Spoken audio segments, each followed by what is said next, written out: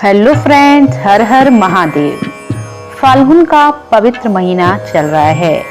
फाल्गुन महीना भगवान शंकर को बेहद प्रिय है। इस महीने में बड़े बड़े त्योहार आते हैं। ये हिंदू कैलेंडर का सबसे आखिरी महीना होता है। चंद्रमा का जन्म फाल्गुन मास में ही हुआ था। इस महीने में चंद्रमा की उपासना करने का विशेष महत्व है। इस पूरे महीने भर में चंद्रदेव के साथ भोलेनाथ भगवान श्री कृष्ण की उपासना की जाती है। आज हम आपको बताएंगे कि शिव जी पर बेल पत्र कैसे चढ़ाएं। कुछ नियमों का पालन करते हुए शिव जी पर बेल पत्र चढ़ाई जाए तो हर मनोकामना पूरी हो जाती है। जल्द ही शिवरात्रि का पर्व आने वाला है। 18 फरवरी को शिवरात्रि है। भगवान भोलेनाथ को ये बहुत प्रिय होती है। इस दिन भगवान भोले और माता पार्वती का विवाह हुआ था, इसीलिए इस महीने में भोलेनाथ की आराधना की जाती है। भगवान भोलेनाथ को प्रसन्न करने के लिए उनकी प्रिय वस्तु अर्पित की जाती है, इसलिए पूजा में हम भोलेनाथ को बेलपत्र भी अर्पित करते हैं। बेलपत्र के पत्ते भगवान शिव को बहुत प्रिय है। भगवान शिव की पूजा में यदि बेलपत्र नहीं चढ़ाया जाए तो पूजा अधूरी मानी जाती है। बेलपत्र के 3 पत्ते जो आपस में जुड़े होते हैं बहुत ही पवित्र माने जाते हैं। 3 पत्ते आपस में जुड़े हुए हैं, इसलिए इन पत्तों को त्रिदेव माना जाता है। और कुछ का मानना है कि 3 पत्ते महादेव के त्रिशूल का प्रतिनिधित्व करता है। माना जाता है कि बेलपत्र के 3 जुड़े हुए पत्तों को शिवलिंग पर चढ़ाने से भगवान शिव को शांति मिलती है और भगवान शिव प्रसन्न हो जाते हैं।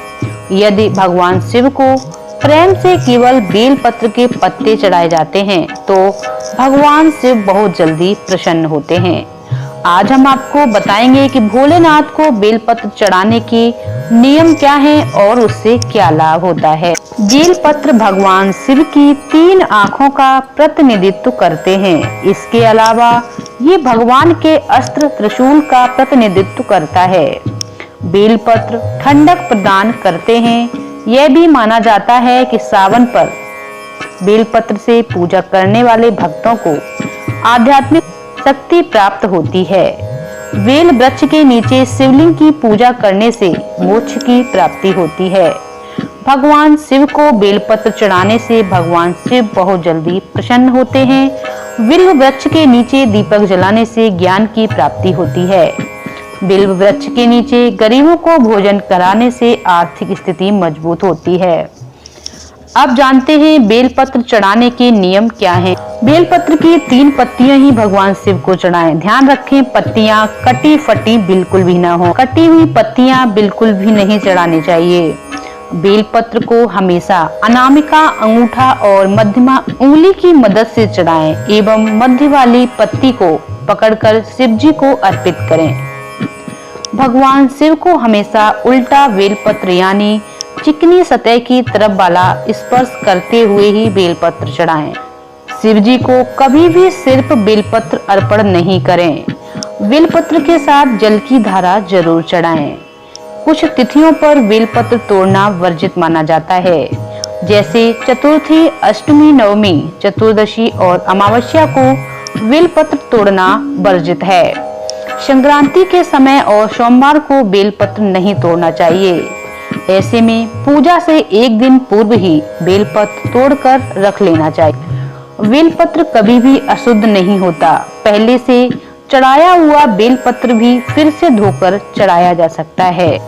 महाशिवरात्रि पर शिवलिंग पर किस तरह से चढ़ाएं बेलपत्र, आइए जानते हैं। महाशिवरात्रि पर शिव जी को चंदन का तिलक लगाएं।